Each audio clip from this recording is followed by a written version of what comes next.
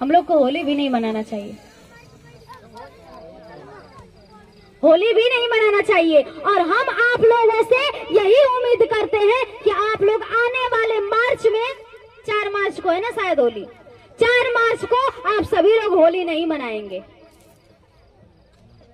क्योंकि हम सभी लोगों को अपने इतिहास के बारे में जानना सबसे ज्यादा जरूरी है। अगर हम अपने इतिहास को नहीं जानेंगे तो अदर समाज के लोग हमको इसी तरह रोंदते रहेंगे और हम सभी लोग इसी तरह कुचलते रहेंगे। इसलिए हम सभी लोगों को अपने पुराने इतिहास के बारे में जानना और पढ़ना बहुत ही जरूरी है, तब हम सभी लोग आगे बढ़ सकते हैं। नहीं तो फिर अपना एक रोटी खाने से अच्छा है कि हम दूसरे की 2 रोटी का गुलामी न करें।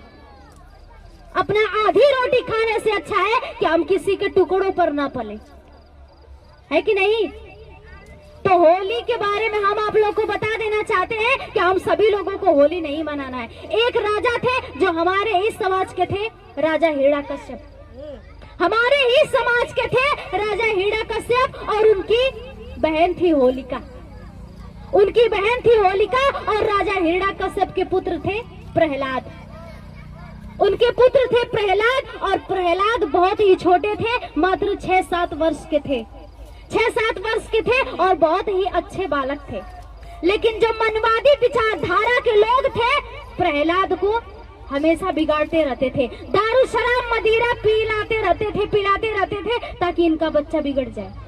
और जो होलिका थी उनकी बहुत ही ज्यादा इज्जत करती थी और प्रहलाद को बहुत ज्यादा मानती थी। प्रहलाद को बहुत ज्यादा मानती थी और होलिका की शादी होने वाली थी। होलिका की शादी होने वाली थी और होलिका बहुत ही ज्यादा अपने भतीजे को मानती थी। उसका भतीजा गया था कहीं घूमने के लिए, कहीं खेलने के लिए, और उसको बहुत ज्यादा शराब वराब पिला दिए थे लोग, मनवादी विचारधारा के लोग शराब पिला दिए थे प्रहलाद को। और होलिका खाना ले करके गई अपने भतीजे को खिलाने के लिए। अपने भाभी से कहती है कि भाभी मेरी शादी हो जाएगी, मैं तो कल चली जाऊंगी, लेकिन मैं अपने भतीजे से बहुत प्यार करती हूँ, कम से कम खाना दे दीजिए, मैं उसको खिला दूं, अपने हाथों से 2 कवर खिला दूं, कल तो मैं चली जाऊंगी।